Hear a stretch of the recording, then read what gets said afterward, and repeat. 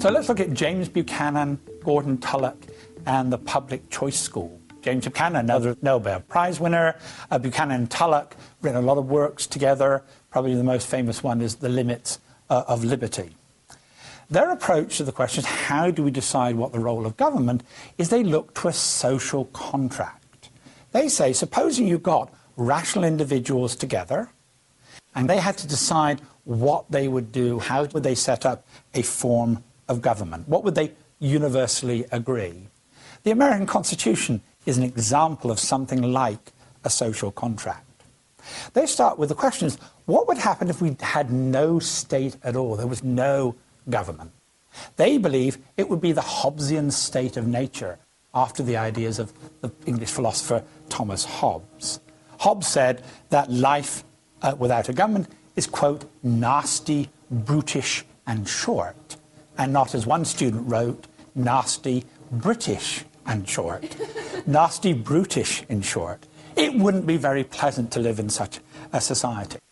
So when we don't have a government, there are three things we could do. We can produce things.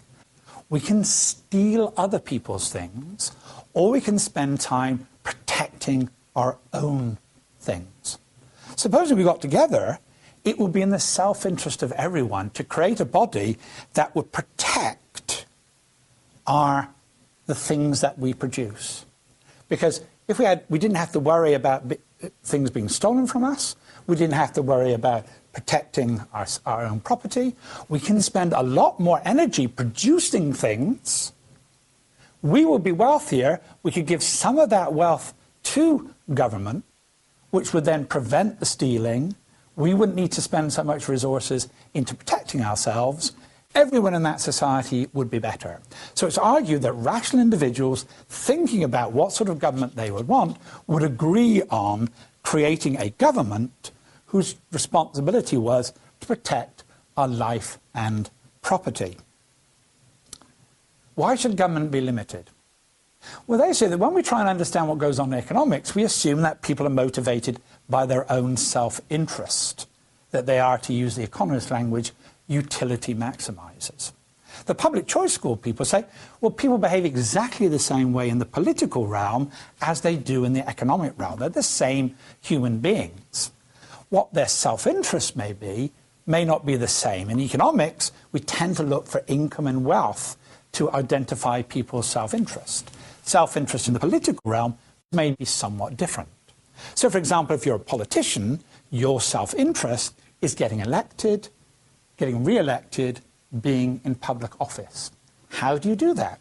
Well, you do that by promising goodies to particular groups. Vote for me, I will protect your Social Security. Vote for me, I will reduce your student loans. Vote for me, I will support your farms. So it's an investor's self-interest of politicians to promise goodies to particular groups within society. Bureaucrats, which I think is an under-researched area in terms of explaining what happens to government, it's in the interests of bureaucrats to have a bigger government. The more government there is, the more income they probably have, the more power they have, the bigger their offices there are. It's better for bureaucrats to have a bigger government than a smaller government.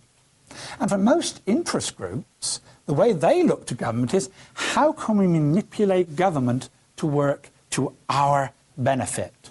They are, again, to use an economic term, rent seekers. How do we get the rules written in such a way that prevents it more difficult, for example, to a competitor to enter into the market and compete with us, or makes it more difficult to import goods from abroad?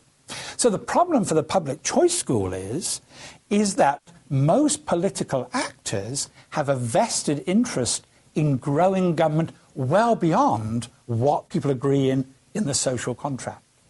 So that's why they think government needs to be limited, to prevent it going well beyond what the proper role of government should be. So what should be the role of government in that context? It's often described as the public goods state, that the state under public choice has two responsibilities. The protective state, it should protect individual rights, especially our property.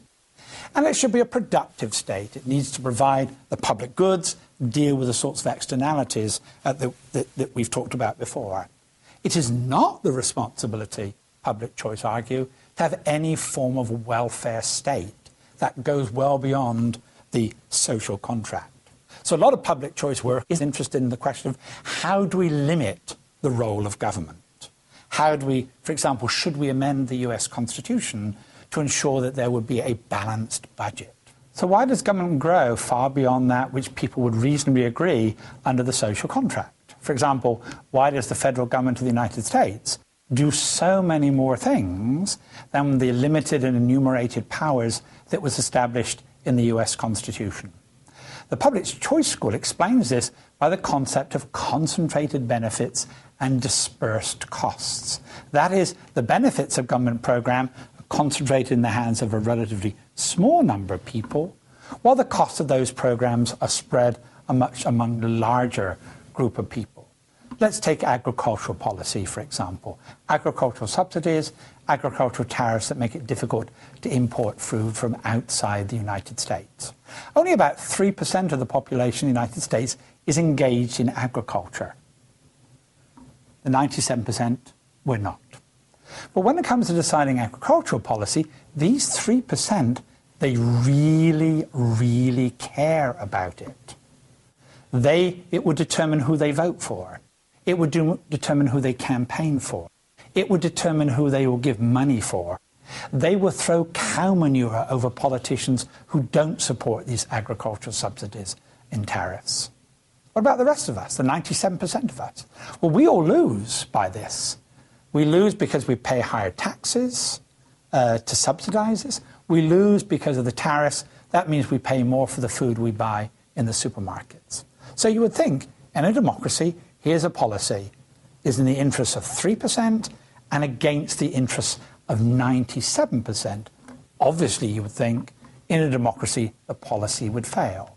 And yet every attempt to do away with these agricultural supports have failed. How do we explain that? Well, those who really care about it, they really care about it. They're active on the issue. The rest of us, the population who loses by it, for us, we don't even think about agricultural policy. But even if we did think about it, for each one of us, it's only a couple of dollars a week. We're not going to get politically active on that issue. So when it comes to debating agricultural policy, it's the small 3% that determine what those policies should be. According to public choice, this is true of most government laws and programs. It is driven by the small number of people, concentrated beneficiaries of that policy, and almost no influence from those who pay the costs, consumers and taxpayers. That's public choice.